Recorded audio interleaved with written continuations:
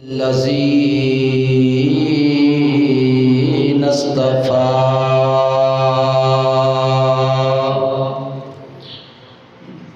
خصوصا على سيد الورى كافي الورى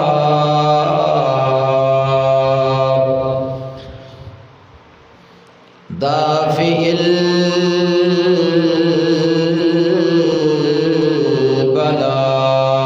البلاء والوباء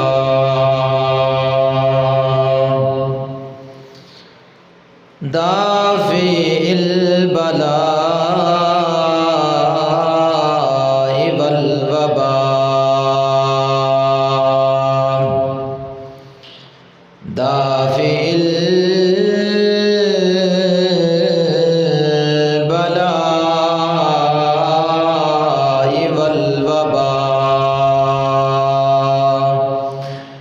منبع الجود والعطاء منبع الجود والعطاء منبع الجود والعطاء الذي كان نبيا وآدم بين الطين والماء وعلى آله وأصحابه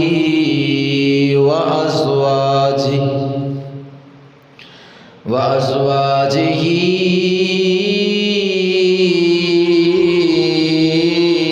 وإترته وأولياء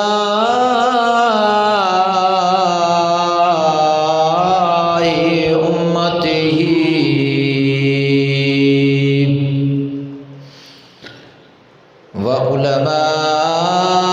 وعلماء ملته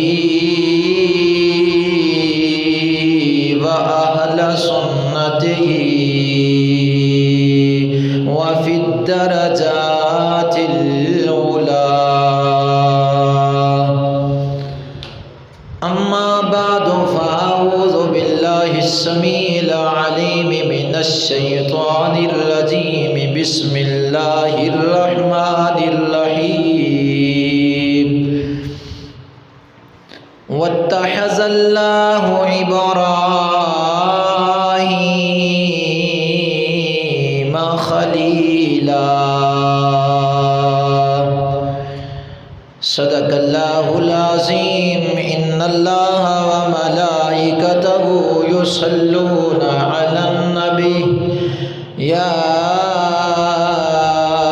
أيها الذين آمنوا صلوا عليه وسلموا تسليما صلاة والسلام عليك يا رسول الله وعلى آلك وأصحابك يا حبيب الله الصلاة والسلام عليك يا سيدي يا شفيع المذنبين وعلى آلك وأصحابك يا سيدي يا إمام الأنبياء والمرسلين. حمد اور صلات کے بعد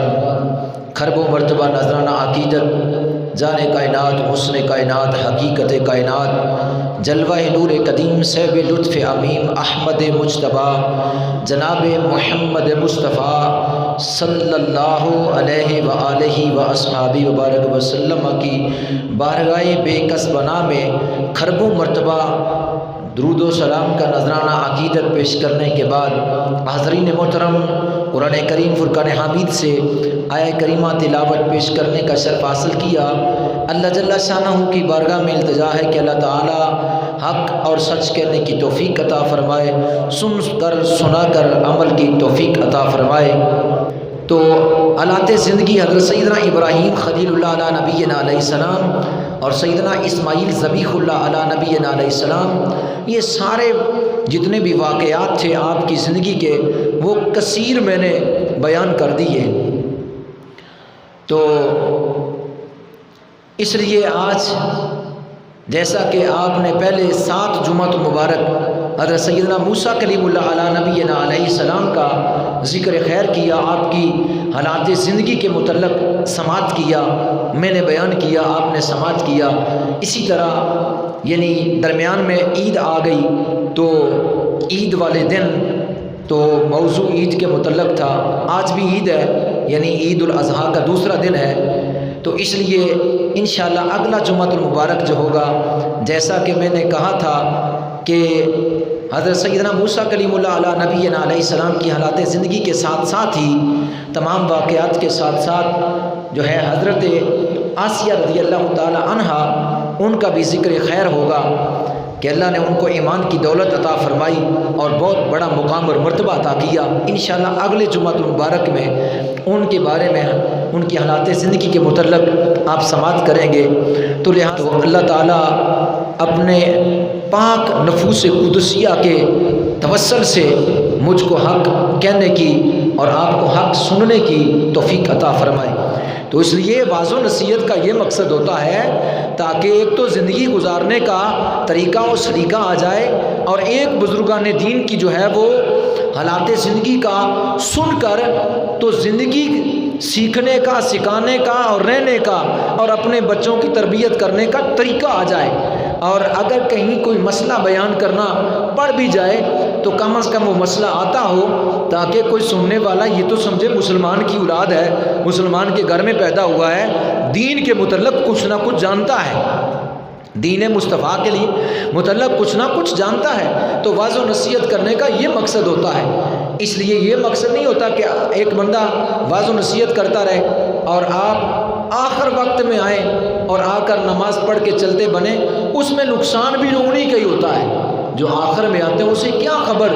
کہ اللہ نے کیا کہا، رسول اللہ نے کیا ارشاد فرمایا، ہمارے اسلام اور دین، ہمارے انبیاء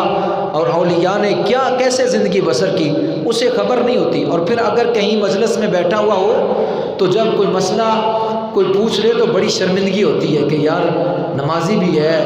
داڑھی بھی رکھی ہوئی ہے، تو پھر اس کو آتا ہی نہیں ہے۔ تو اس لیے پہلے آ جائے تو پھر پہلے آنے کا مقصد جو ہوتا ہے وہ پورا ہو جاتا ہے۔ یعنی واعظ و نصیحت آدھا پونا گھنٹہ سن کر بندے کا ایمان بھی تازہ ہو جاتا ہے اور بندے کو کچھ مسائل بھی دین کے سیکھنے کے لیے مل جاتے ہیں۔ ویسے بھی جو ہے وہ جمعۃ المبارک والے دن مومنوں کے لیے عید کا دن ہے، تو اور تو کام ہی کوئی نہیں ہے، غسل کرے اور اچھے عمدہ کپڑے پائے اور اللہ کی عبادت کے لیے مسجد میں جائے۔ اس قرآن کی آیت میں اللہ نے ارشاد فرمایا وَاتَّخَذَ اللَّهُ إِبْرَاهِيمَ خَلِيلًا، اور اللہ تعالیٰ نے ابراہیم علیہ السلام کو اپنا گہرا دوست بنایا، اپنا گہرا دوست بنایا۔ اللہ نے اپنے ابراہیم کو اپنا گہرا دوست بنایا۔ حضرت عبداللہ بن مسعود رضی اللہ تعالی عنہ فرماتے ہیں نبی پاک صلی اللہ تعالی علیہ وسلم نے ارشاد فرمایا کہ اللہ تعالیٰ نے جس طرح ابراہیم علیہ السلام کو اپنا گہرا دوست بنایا، اپنا خلیل بنایا، اسی طرح اللہ تعالیٰ نے اس روئے زمین پر مجھے بھی اپنا خلیل بنایا۔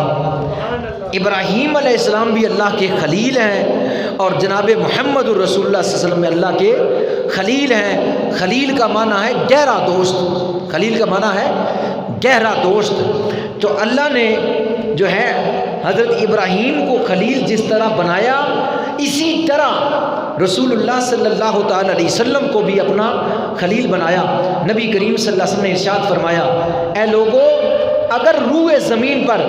میں کسی کو اپنا خلیل بناتا، میں کسی کو اپنا گہرا دوست بناتا تو میں ابو بکر صدیق کو بناتا، لیکن تمہارے صاحب یعنی تمہارے نبی صلی اللہ تعالی علیہ وسلم اللہ کے خلیل ہیں، تمہارے نبی تمہارے صاحب اللہ کے خلیل ہیں، اللہ کے گہرے دوست ہیں۔ تو ہمارے آقا صلی اللہ علیہ وسلم تمام انبیاء میں افضل اعلیٰ محاسن خوبیوں میں بلند اور مرتبے کے حامل ہیں۔ تمام نبی نس نبوت میں تمام نبی مرتبہ نبوت میں برابر ہیں، لیکن کمال اور معجزات اور شان و عظمت میں برابر نہیں ہے۔ اللہ نے ایک کو دوسرے سے بڑھ کر، دوسرے کو تیسرے سے بڑھ کر، تیسرے کو چوتھے سے بڑھ کر، اس طرح ایک دوسرے سے بڑھ کر اللہ نے جو ہے وہ مقامات اور مراتب اور جو ہے شانیں اور خوبیاں اور محاسن عطا فرمائے۔ تو میرے اور آپ کے آقا کو تو اللہ نے تمامی انبیاء کے اوپر فضیلت عطا فرما دی، تمامی انبیاء کے اوپر مرتبہ اور مقام عطا فرما دیا۔ لہذا جو خوبی اللہ نے اپنے نبیوں کو عطا فرمائی ہے، 1,00,000 کم و بیش 24,000 پیغمبر یا اس سے زیادہ یا اس سے کم جتنے بھی انبیاء ہیں، یا 313 رسول جتنے بھی رسول ہیں، اللہ نے جو خوبی جس نبی کو عطا فرمائی ہے، وہی خوبی بڑھ کر اللہ نے اپنے محبوب محمد کو عطا فرمائی ہے۔ یعنی ہر نبی کی خوبی ایک طرف ہے، اور ان کو جو خوبی عطا فرمائی ان سے بڑھ کر اللہ نے اپنے محبوب محمد رسول اللہ کو خوبی عطا فرمائی۔ تو ہمارے آقا تمام انبیاء سے افضل ہیں، اعلیٰ ہیں، بلند و بالا ہیں، اور مقام اور عزت اور شرف بزرگی میں سب سے بڑھ کر ہیں، اور ہر صفت آپ کے اندر آ کر اخیر ہے، یعنی آپ سے بڑھ کر کسی اور کو مرتبہ ملا ہی نہیں ہے۔ جب انبیاء میں نہیں ملا، مرسلین میں نہیں ملا، تو عام لوگوں میں کیسے ملا ہے؟ اس لیے میرے آقا کو وہ مرتبہ ملا جو انبیاء سے بھی زیادہ، اولیاء سے بھی زیادہ، یعنی ان کی محسن خوبیوں سے بڑھ کر ہے۔ اگر کسی کو ایک خوبی ہے تو وہی خوبی، کمال والی خوبی اپنے محبوب کے اندر رکھ دی اللہ نے۔ تو نبی کریم صلی اللہ تعالی علیہ وسلم کی ذات کے بعد تمام انبیاء کی لڑی میں، حضور کے بعد انبیاء کی لڑی میں حضور کے بعد سب سے اعلیٰ نبیوں میں حضرت ابراہیم خلیل اللہ علی نبینا علیہ السلام کی ذات ہے۔ میرے آقا صلی اللہ تعالی علیہ وسلم نے معراج کی رات ابراہیم خلیل اللہ علیہ نبینا علیہ السلام کو سب سے اوپر والے آسمان، 7ویں آسمان پر بیت المعمور کے ساتھ ٹیک لگائے جو ہے وہ تشریف فرما۔ آپ نے جو ہے وہ دیکھا کہ حضرت ابراہیم علیہ السلام 7 آسمانوں کے اوپر بیت المعمور کے ساتھ ٹیک لگائے تھے، یعنی گویا تمام انبیاء میں رتبے میں میرے اور آپ کے نبی ہیں، اور میرے اور آپ کے نبی کے بعد نبیوں میں سب سے زیادہ مرتبہ اور رتبہ حضرت ابراہیم خلیل اللہ علی نبینا علیہ السلام کا ہے۔ تو انبیاء کرام کے بعد جیسا یعنی حضور کے بعد انبیاء میں حضرت ابراہیم خلیل اللہ کا ہے، اور پھر باقی انبیاء کا ہے، اسی طرح انبیاء کے بعد اگر کائنات میں کسی کا رتبہ ہے تو میرے اور آپ کے نبی جناب محمد رسول اللہ کے پہلے خلیفہ ابو بکر صدیق کا رتبہ ہے۔ انبیاء میں رسول اللہ کا رتبہ، بعد میں ابراہیم کا رتبہ، اور جو اول العزم جو ہے رسول ہیں ان کا مرتبہ، پھر ان کے بعد انبیاء کا مرتبہ۔ تو نبیوں کے علاوہ غیر نبی کے اندر اگر کسی کا مرتبہ ہے تو وہ ابو بکر صدیق رضی اللہ تعالیٰ عنہ کی ذات ہے۔ تو اسی لیے حضور علیہ الصلوۃ والسلام کی امت کے ہر نمازی کے لیے اللہ نے واجب کر دیا ہے، کیونکہ ابراہیم علیہ السلام کا رتبہ میرے آقا کے بعد ہے، تو اللہ نے اپنے محبوب کی امت پر واجب کر دیا، جب تم میری عبادت کرو، جب تم نماز ادا کرو، تو اپنے جو ہے نماز کے اندر، نماز کی ادائیگی کے اندر جہاں میرا ذکر ہو اور میرے محبوب کا ذکر ہو، میرے محبوب کے ذکر کے ساتھ میرے ابراہیم کا بھی ذکر کرنا، میرے ابراہیم پر بھی درود پڑھنا، اور ابراہیم علیہ السلام کی آل پر بھی درود پڑھنا۔ اس لیے ہم ذکر خدا کے ساتھ، ذکر مصطفیٰ کے ساتھ حضرت ابراہیم علیہ السلام کی ذات پر بھی نماز کے اندر درود پڑھتے گئے، کیونکہ اللہ نے ان کا رتبہ بہت بلند و بالا رکھا۔ ہم نماز کے اندر یہ پڑھتے گئے، اللہم صلی علی محمد وعلی آل محمد کما صلیت علی ابراہیم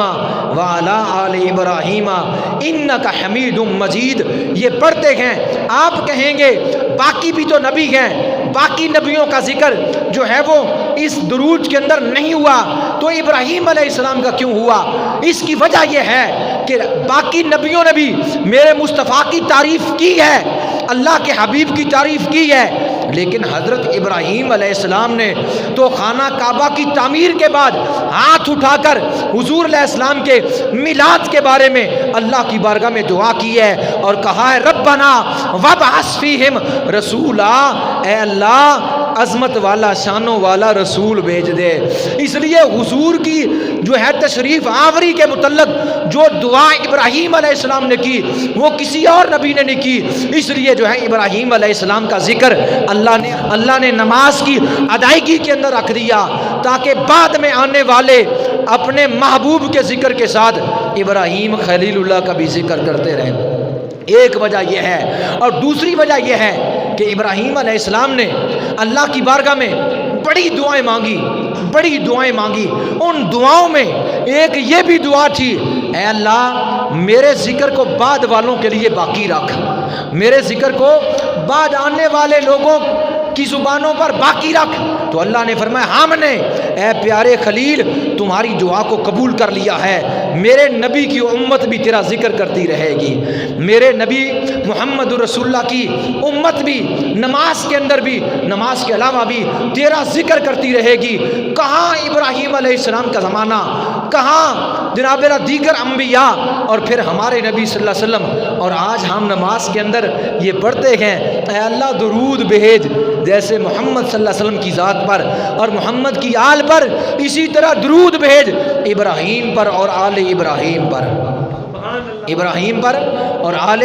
ابراہیم علیہ السلام پر۔ تو نبی کریم صلی اللہ علیہ وسلم کے غلاموں، اس لیے ہر نماز کے اندر درود پڑھنا ہم پر واجب کر دیا گیا۔ اور یہ بات بھی سنتے جاؤ، ابن قیم نے جلال افہام کے اندر اس حدیث کو نقل کیا ہے کہ نبی کریم صلی اللہ علیہ وسلم نے ارشاد فرمایا کہ جس کلام کو بھی اللہ کے ذکر اور مجھ پر درود و سلام پڑھنے کے بغیر شروع کر دیا جائے وہ کام برکت سے خالی ہو جائے گا۔ یعنی کوئی بھی کام ہے تو کام کرنے والے کو چاہیے پہلے اللہ کا ذکر کرے، پھر مصطفیٰ کا ذکر کرے، کام کرے، کام میں برکت ہو جائے گی۔ اور اگر ذکر خدا کو چھوڑ دیا، ذکر مصطفیٰ کو چھوڑ دیا، یعنی درود و سلام پڑھنا چھوڑ دیا، اس کام سے برکت ختم ہو جائے گی، کام بے برکتہ ہو جائے گا۔ اس لیے ہر کام کے شروع میں بسم اللہ الرحمن الرحیم کی ابتدا ہونی چاہیے، اور حضور صلی اللہ علیہ وسلم کی ذات پر درود و سلام جو ہے اس سے شروع ہونی چاہیے، تاکہ اس کام کے اندر جو ہے اللہ برکت عطا فرما دے۔ اور جس کام کی ابتدا بسم اللہ سے شروع ہو جاتی ہے اللہ اس کام میں برکت فرما دیتا ہے۔ شیطان لعین کچھ بھی نہیں کر سکتا، کیونکہ کام میں برکت ہو گئی، اس کے اوپر اللہ کا نام لیا گیا۔ اس لیے کوئی بھی کام ہے، آج اگر کوئی اذان پڑھے تو بغیر بسم اللہ، بغیر درود و سلام سے پڑھنا شروع کر دے، اور آگے سے کہتا ہے نہیں جی کہیں سے ثابت نہیں کہ جناب اذان سے پہلے کوئی درود و سلام پڑھا جائے یا بسم اللہ پڑھا جائے، جبکہ اللہ کے محبوب نے فرمایا کہ جس کام کی ابتدا اللہ کے نام سے ہوئی اور میرے اوپر درود و سلام سے ہوئی، اللہ اس کام میں برکت فرما دے گا، اللہ اس کام میں برکت فرما دے گا۔ تو اذان بھی اچھا کام ہے، تو اس اذان سے پہلے بھی بسم اللہ، اللہ کا نام اور ساتھ درود و سلام پڑھنے سے کوئی کباہت نہیں، کوئی منع نہیں ہے۔ اپنی طرف سے اگر کوئی کہے نہیں جی کہاں لکھا ہوا ہے، تو پھر قیامت والے دن تو پتہ چل ہی جائے گا کہ کہاں لکھا ہے۔ نبی کریم صلی اللہ علیہ وسلم کے غلاموں پروانوں، میں عرض کر رہا تھا کہ اللہ نے اپنے کریم محبوب صلی اللہ علیہ وسلم کو جو ہے وہ مقام اور وہ مرتبہ عطا فرمایا جو کسی اور نبی کو نہیں عطا فرمایا۔ جیسا موسیٰ علیہ السلام کے میں واقعے کے اندر یہ بات بیان کی تھی کہ ایک دن حضرت موسیٰ علیہ السلام نے عرض کیا تھا اے اللہ میں تیرا کلیم، محمد تیرے حبیب، فرق کیا ہے؟ تو بیان ہوا تھا کلیم اور حبیب میں فرق کیا ہے۔ اسی طرح اب بیان یہ ہے کہ خلیل اور حبیب میں فرق کیا ہے، خلیل و حبیب میں فرق کیا ہے۔ حضرت ابراہیم خلیل اللہ ہیں اور محمد رسول اللہ حبیب اللہ ہیں، حضرت موسیٰ کلیم اللہ ہیں اور حضرت محمد حبیب اللہ ہیں۔ جیسے کلیم و حبیب میں فرق تھا، اور شان اور مرتبہ حضرت حبیب اللہ کا بڑا ہوا کلیم اللہ سے، اسی طرح خلیل اللہ اور حبیب اللہ میں بھی فرق سنتے جائیے۔ خلیل کا لفظ جو ہے یہ اس حبیب اور محب پر بولا جاتا ہے جس کے دل میں اپنے محبوب کی محبت یوں رچ بس جائے کہ دل کے اندر کسی غیر کی محبت کی گنجائش ہی نہ رہے، دل کے اندر کسی غیر کی محبت کی گنجائش ہی نہ رہے، یعنی اپنے اس جس محبوب سے محبت کرتا ہے اسی کی محبت دل کے اندر اس طرح رچ بس جائے کہ کسی اور کی گنجائش نہ ہو، اسے خلیل کہا جاتا ہے۔ جس کے دل میں کسی غیر کی محبت نہ ہو، فقط خدا کی محبت ہو، اسے خلیل کہا جاتا ہے۔ اور علامہ محمود علوسی رحمۃ اللہ تعالیٰ علیہ قرآن کی تفسیر روح المعانی میں فرماتے ہیں کہ اللہ تعالیٰ کی محبت میں جو مقام اور جو مرتبہ ہمارے آقا کو نصیب ہوا وہ کسی اور کو نہیں ملا۔ تو آؤ سنو خلیل اور حبیب میں فرق کیا ہے۔ خلیل اسے کہتے ہیں کہ جو ہجرت کا ارادہ کرے، ہجرت کے لیے چلے اور یہ کہتا ہوا چلے انی ذاہب الی ربی سیادین، میں اپنے رب کی طرف جانے والا ہوں اور وہ عن قریب میری رہنمائی کرے گا۔ یعنی خلیل وہ ہے جو خود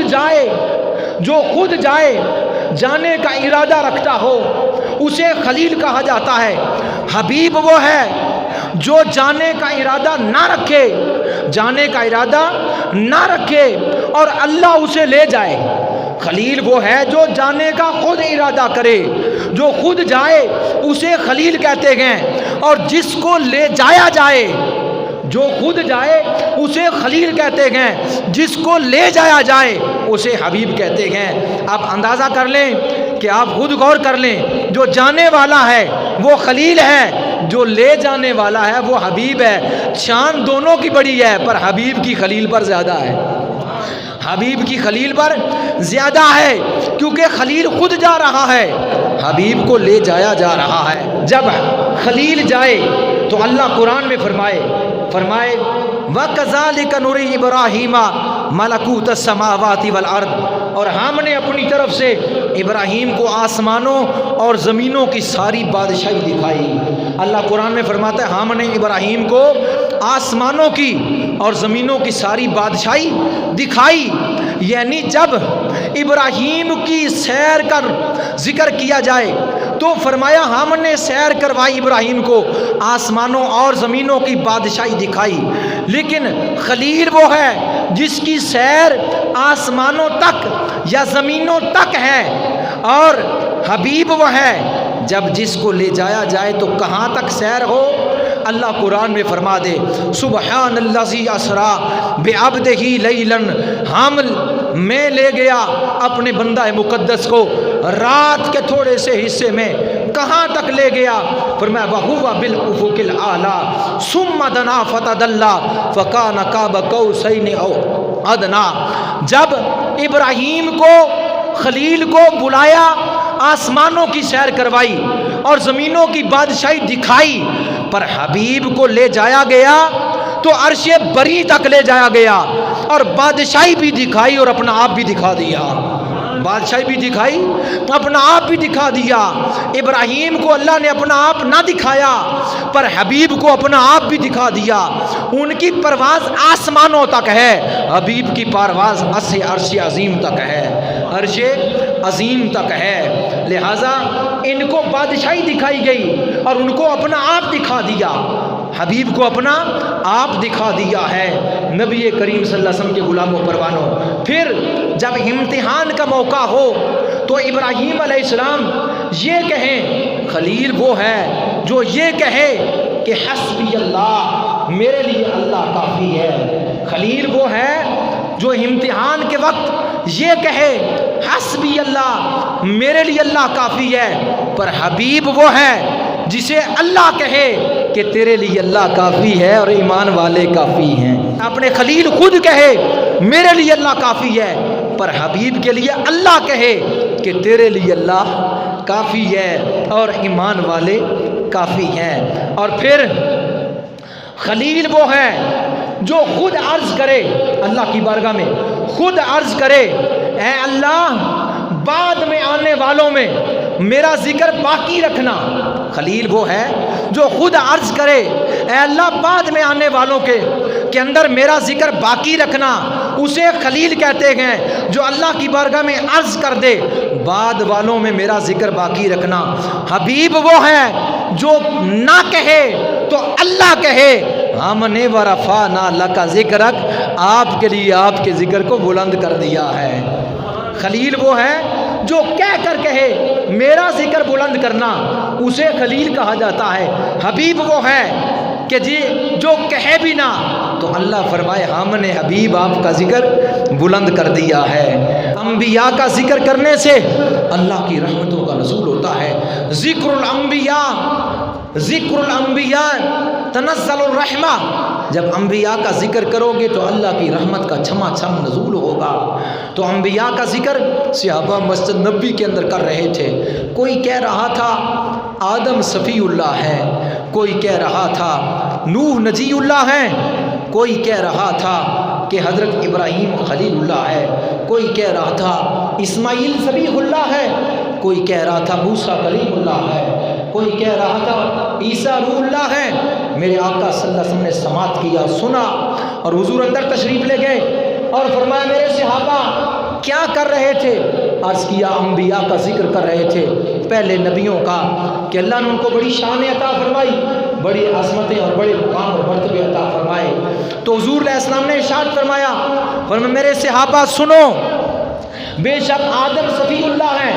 بے شک نوح نجی اللہ ہے، بے شک ابراہیم خلیل اللہ ہے، اسماعیل ذبیح اللہ ہے، موسیٰ کلیم اللہ ہے، عیسیٰ روح اللہ ہے، مگر سن لو انا حبیب اللہ، میں اللہ کا محبوب ہوں، میں اللہ کا حبیب ہوں، میں اللہ کا حبیب ہوں۔ تو حبیب کا درجہ جو ہوتا ہے وہ تمامی کے اوپر بلند ہوتا ہے، اور اس لیے یہ ساری دنیا آپ ہی کے لیے بنائی گئی تھی اور یہ سارا کچھ آپ ہی کی وجہ سے تھا، اس لیے آپ کا مرتبہ اس کائنات رنگ و بو میں سب سے زیادہ براء البراء ہے۔ نبی کریم صلی اللہ علیہ وسلم کے غلاموں پروانوں، ہمارے آقا صلی اللہ علیہ وسلم کی ہی وجہ سے جناب آدم علیہ السلام کی تخلیق ہے، اور ہمارے آقا کی وجہ سے ہی حضرت ابراہیم علیہ السلام پر آگ گلے گلزار ہوتی ہے، ہمارے آقا کی وجہ سے ہی اسماعیل علیہ السلام کے گلے پر چھری نہیں چلتی۔ اگر حضور نہ ہوتے تو آدم علیہ السلام بھی نہ ہوتے، اگر حضور نہ ہوتے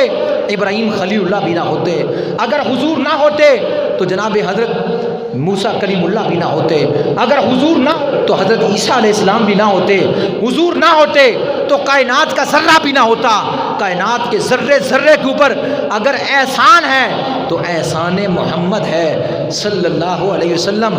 یہ صرف ابراہیم اور اسماعیل کی بقا کی بات نہیں، یہ صرف حضرت آدم کی تخلیق کی بات نہیں، ہر ایک کی تخلیق کی وجہ مصطفیٰ کریم علیہ السلام کی ذات ہے، ہر ایک کی بقا حضور علیہ السلام کی ذات ہے۔ اگر اسماعیل ذبح ہو جاتے، چھری چل جاتی، گلا کٹ جاتا، اور پھر سنت کیا بنتی؟ ہر ایک شخص اپنے جوان بیٹے کو زمین پر لٹاتا اور اسے اپنے ہاتھ سے ذبح کرتا، قربانی یہ بنتی، کیونکہ آقا سے صحابہ نے پوچھا یہ قربانی ہمارے لیے کیا ہے؟ فرمایا سنت ابیکم ابراہیم، یہ تمہارے لیے تمہارے باپ ابراہیم کی سنت ہے، تو ملت خلیلی کے لیے کے اوپر چلنا ہی ہمارے لیے ضروری ہے۔ تو لہٰذا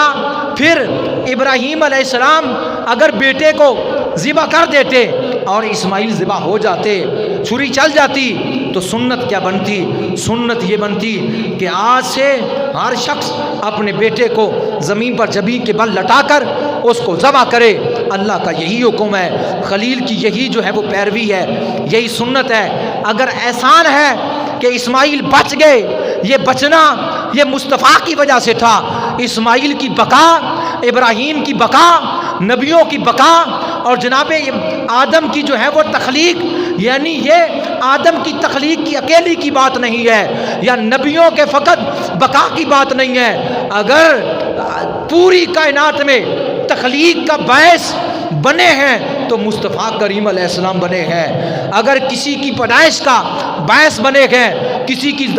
دنیا پر تشریف آوری کا باعث بنے ہیں، میرے اور آپ کے آقا بنے ہیں۔ آقا نہ ہوتے تو کسی کی تخلیق نہ ہوتی، آقا نہ ہوتے تو پھر اسماعیل علیہ السلام کی بقا بھی نہ ہوتی۔ لہٰذا انسان کا بچ رہنا اور دمبے کا ذبح ہو جانا میرے مصطفیٰ کے احسان کی وجہ سے تھا، کیونکہ میرے آقا کا نور اس وقت اسماعیل علیہ السلام کی پیشانی میں تھا۔ اس لیے چھری کیا کرتی، وہ اس لیے نہ چل سکی۔ چھری کو بھی پتہ ہے، کیونکہ میرے مصطفیٰ نے فرمایا کائنات رنگ و بو کی ہر شے یہ جانتی ہے کہ میں اللہ کا نبی ہوں۔ تو جب کائنات کی ہر شے جانتی ہے کہ محمد اللہ کے نبی ہیں، تو کیا چھری نہیں جانتی تھی کہ محمد صلی اللہ علیہ وسلم اسماعیل علیہ السلام کی پیشانی میں ہے؟ اس لیے چھری کا نہ چلنا حضور کی وجہ سے تھا، اسماعیل کا بچ جانا حضور کی وجہ سے تھا۔ آج جانیں بچ گئی تو ہمارے اوپر یہ مصطفیٰ کریم علیہ السلام کا احسان ہے۔ اگر حضور نہ ہوتے تو پھر گلا تو اسماعیل کا کٹ جاتا اور پھر ہمارے بچے بھی قربان ہوتے، پھر سنت یہی بن جاتی۔ لیکن اگر میرے آقا نہ ہوتے تو سنت یہ بنتی۔ میرے آقا تھے، اس لیے جو ہے حضور علیہ الصلوۃ والسلام کی وجہ سے اللہ نے تمامی لوگوں کے اوپر یہ احسان فرما دیا کہ میرے محمد کی وجہ سے سب کی گردنیں ذبح ہونے سے بچ گئی، سب کے گلے کٹنے سے بچ گئے۔ میں یہ عرض کر رہا ہوں کہ ہر ایک کی شخص کی بقا حضور کی وجہ سے ہے، اور ہر ایک شخص کی تخلیق حضور کی وجہ سے ہے۔ کائنات کا ذرہ ذرہ اللہ نے حضور کے لیے ہی پیدا کیا، اور حضور کے لیے ہی یہ کائنات کے چاروں چاند لگے۔ ہر شخص کی تخلیق و بقا کی جو ہے وجہ رسول اللہ کی ذات ہے، اسی طرح کائنات کا ذرہ ذرہ آپ کے زیر احسان ہے، کیونکہ کوئی نہ پیدا کیا جاتا اگر محمد نہ پیدا کیے جاتے، کوئی نہ بچتا اگر محمد صلی اللہ تعالی علیہ وسلم نہ ہوتے۔ تو حضور علیہ الصلوۃ والسلام حضرت اسماعیل علیہ السلام کی اولاد سے ہیں، اس لیے حضور علیہ الصلوۃ والسلام نے آگے دنیا میں تشریف لانا تھا، چھری اس لیے گلے پر نہ چل سکی کیونکہ میرے مصطفیٰ کی آمد آگے تھی۔ ابراہیم علیہ السلام کی دعا تھی، میرے آقا نے آنا تھا، اور میرے آقا اسماعیل کی نسل سے ہیں، اسماعیل علیہ السلام کی اولاد سے ہیں، اس لیے جو ہے وہ اسماعیل کے گلے پر چھری نہ چل سکی۔ تو ہم اسی لیے کہتے ہیں کہ ہمارے آقا صلی اللہ علیہ وسلم پوری کائنات کے انبیاء و مرسلین سے افضل و اعلیٰ اور بالا و عارفہ ہے۔ آپ کی شان و عظمت پر کوئی بھی نہیں پہنچ سکا اور نہ پہنچ سکے گا۔ تو لہٰذا ہم یوں بھی کہہ دیتے ہیں شان مصطفیٰ کو بیان کرتے ہوئے کہ سب سے اعلیٰ ہو اولا ہمارا نبی، سب سے بالا ہو والا ہمارا نبی، اپنے مولا کا پیارا ہمارا نبی، دونوں عالم کا دولہ ہمارا نبی، خلق سے اولیاء، اولیاء سے رسول، سب رسولوں سے اعلیٰ ہمارا نبی۔ کیا خبر کتنے تارے کھلے چھپ گئے پر نہ ڈوبے نہ ڈوبا ہمارا نبی، ملک کونین میں انبیاء تاجدار، تاجداروں کا آقا ہمارا نبی۔ کون دیتا ہے دینے کو منہ چاہیے، دینے والا ہے سچا ہمارا نبی۔ تو ہمارے نبی کے لیے تو یہ سارا کچھ تھا،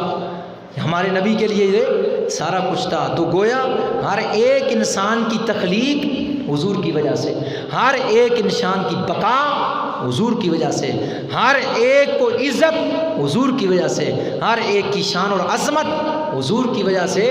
اگر حضور نہیں تو کچھ بھی نہیں، کیونکہ پوری کائنات میں جتنے بھی انسان ہیں، آدم سے لے کر قیامت تک جتنے انسان ہو گئے، ان انسانوں میں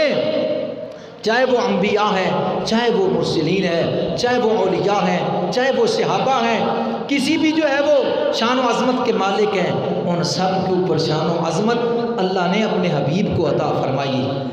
ان سب میں اللہ نے اپنے محبوب کو اپنا محبوب بنایا ہے، اپنے کریم محبوب کو محمد صلی اللہ علیہ وسلم کو اپنا جو ہے وہ یار دوست بنایا ہے، اور پھر اپنے محبوب کی وجہ سے ہی یہ سارا کچھ بنایا ہے، اس لیے تمام انبیاء اپنی اپنی امتوں میں میرے مصطفیٰ کی تعریف کرتے آئے